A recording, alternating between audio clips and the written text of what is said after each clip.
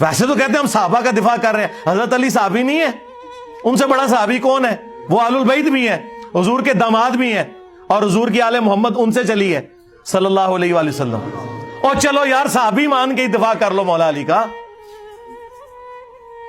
اب وہ ساری حدیثیں مسلم شریف میں ہے، مسلم میں اس جو ہے وہ حدیث موجود ہے 4776 کہ حضرت آپ کعبے کے سائے میں عبداللہ بن عمر بن عاص کو آ کے عبد الرحمن بن عبد رب کعبہ آگے کہتا ہے کہ جی آپ ہمیں جو ہے اطاعت امیر کی حدیثیں سنا رہے ہیں، اور آپ کا جو اس وقت حکمران ہے آپ کے چچا کا لڑکا معاویہ ابن ابی سفیان، وہ تو ہمیں کہتا ہے ہم لوگوں کو ناحق قتل کریں، ان کا مال حرام طریقے سے ہڑپ کریں، اور قرآن کہتا ہے کہ تم آپس میں ایک دوسرے کا مال حرام طریقے سے ہڑپ مت کرو اور اپنوں کو قتل نہ کرو، ہم معاویہ کی بات مانیں یا اللہ کی بات مانیں؟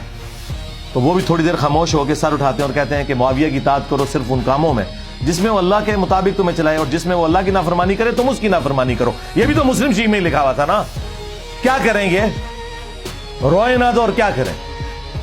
اور امام مسلم نے کہا کہ میں حدیثیں عوام کے لیے لکھ رہا ہوں کہ جنہیں صحیح اور ضعیف کا فرق نہیں پتا وہ یہ میری کتاب پڑھ لیں۔ اور امام مسلم کے استاد ہیں امام بخاری، جو حدیثیں عمار لے کے آئے ہیں۔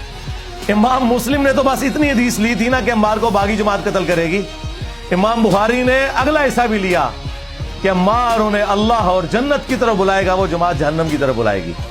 جی امام بخاری تو پھر وہ حدیث بھی لے کے آئے کہ جب تلوار کی دھونس کے اوپر 4827 نمبر حدیث، تمہارے ماموں نے اپنی زندگی میں یزید کے حق میں بیعت لینا شروع کر دی، اور صحابہ کرام جو مخالفت پہ کھڑے ہوتے تھے ان کو تم لوگ جیلوں میں ڈلواتے تھے، قتل کرواتے تھے۔ آج میرا ٹاپک نہیں ہے، جسے شوق ہے نا تو میری کربلا کے اوپر ویڈیوز دیکھیں۔ میں نے آپ لوگوں کو کہا تھا کربلا اب آپ کو قیامت تک ہانٹ کرے گی۔